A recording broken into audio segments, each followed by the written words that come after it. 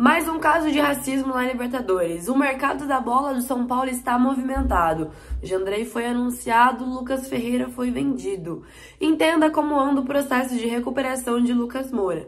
Oi, gente, eu sou a Vitória e está começando mais um giro de notícias sobre o São Paulo Futebol Clube. Antes de mais nada, deixe o seu like, temos uma meta de 100 likes. Comente e compartilhe para todos os tricolores ficarem informados. Durante o empate por 0-0 entre Atlético Nacional e São Paulo, válido pela partida de ida das oitavas de final da Copa Libertadores, um torcedor colombiano foi flagrado fazendo gestos racistas em direção à torcida são paulina. As imagens mostram um indivíduo imitando um macaco e falando que os brasileiros são macacos, o que provocou forte indignação. A Conmebol afirmou que está investigando o caso para decidir se abrirá um procedimento disciplinar formal. Após o apito final, houve cenas de confusão nas arquibancadas. Torcedores de ambos os clubes se envolveram em troca de provocações e confrontos físicos, separadas apenas por uma corda e pela intervenção policial.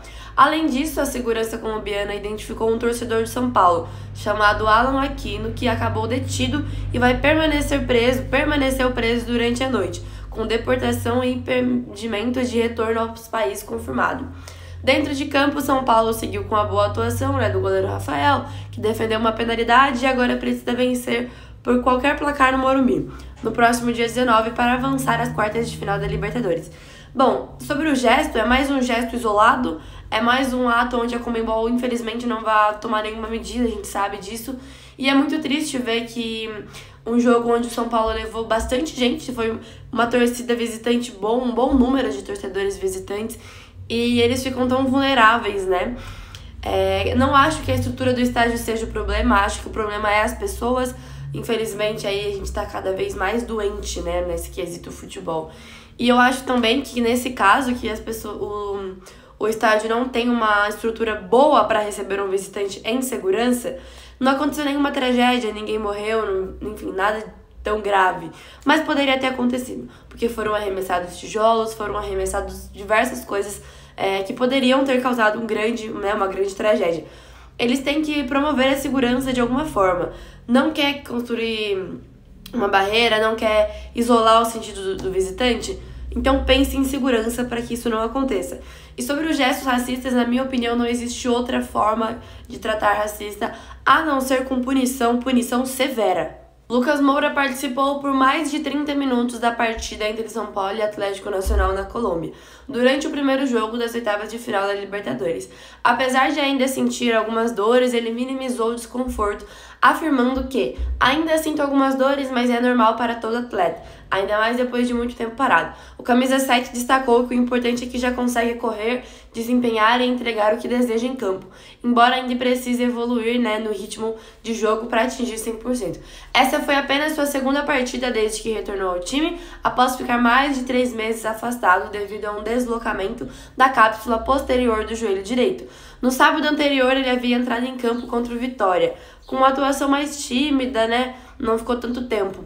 O São Paulo traça um retorno gradual para o Lucas, aumentando progressivamente o tempo que ele disputa em campo e adaptando sua carga de jogo conforme sua evolução física.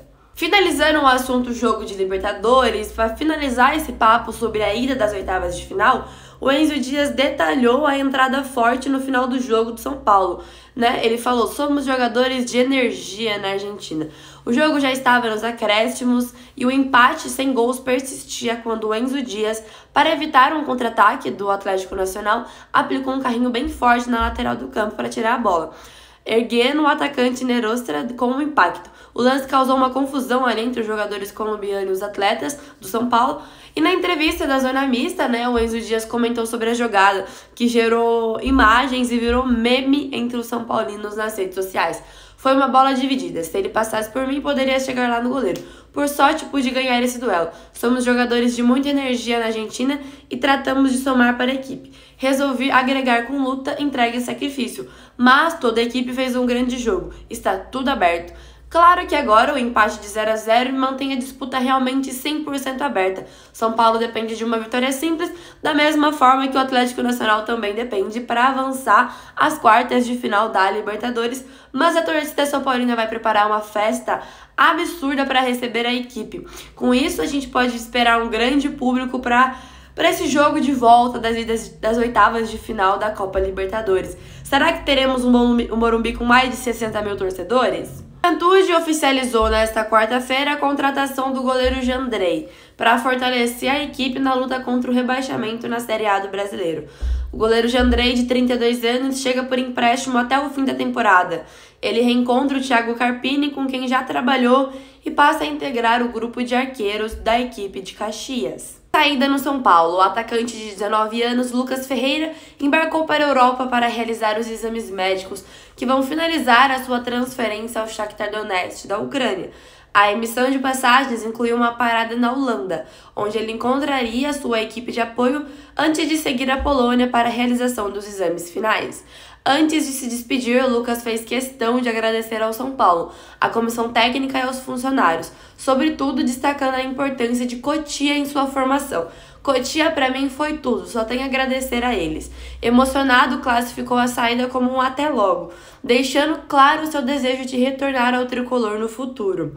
O valor da transferência foi fixada em 10 milhões de euros, equivalente a cerca de 63 milhões de reais, mais ou menos, com possibilidade de até 2 milhões de euros adicionais em bônus caso o Shakhtar se classifique para a Champions League. O São Paulo continua com 80% dos direitos econômicos do atleta e, portanto, vai receber aproximadamente 8 milhões de euros, enquanto o restante ficará com o Boa Vista do Rio de Janeiro.